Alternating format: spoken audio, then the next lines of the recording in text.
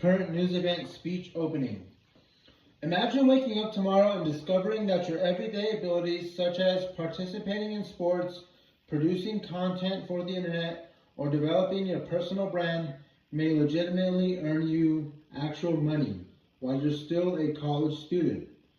For years, student athletes thought the concept was unattainable. However, that has recently altered significantly. Today, I want to discuss a current issue that has a direct hearing on college campuses nationwide.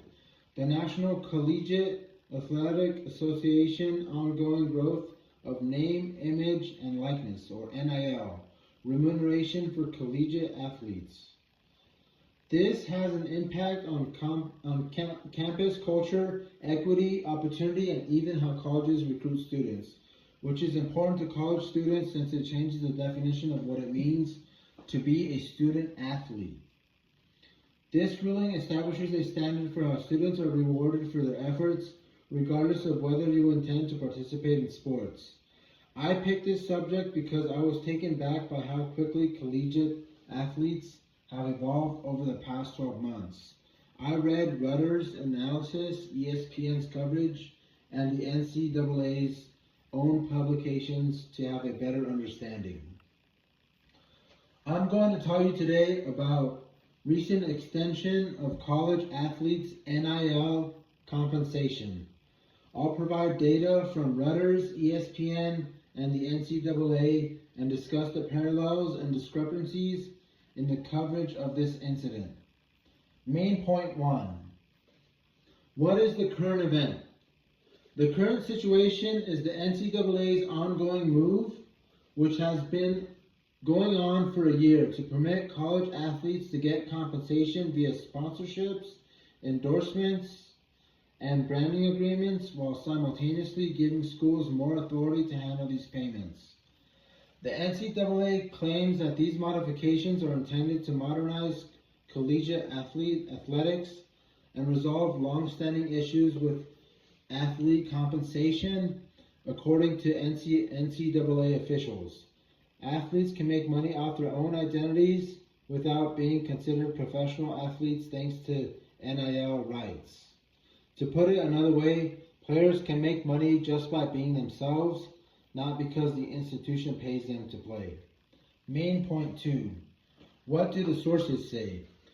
First, according to the NCAA, NIL opportunities are designed to maintain amateur competition while fostering equity.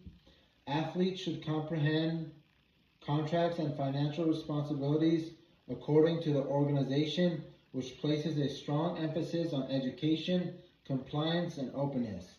Second, according to ESPN, NIL has already given several sportsmen, particularly those in basketball and football, opportunities worth millions of dollars. ESPN emphasizes how market, size, school prestige, and social media influence all have a significant impact on athletes' earnings. Third, a more critical stance is adopted by Rutter's. According to Rutter's, NIL has made the gap between big and small universities wider. Richer donors and programs may provide better possibilities, which could increase the competitive gap in collegiate athletics, according to their coverage. Main point 3. Similarities and differences in the research. All three sources concur that NIL signifies a long-term shift in collegiate athletics.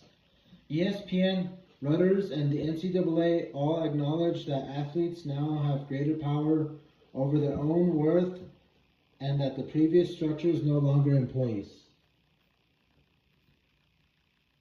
But their focus and tone are different. The NCAA prioritizes fairness and structure.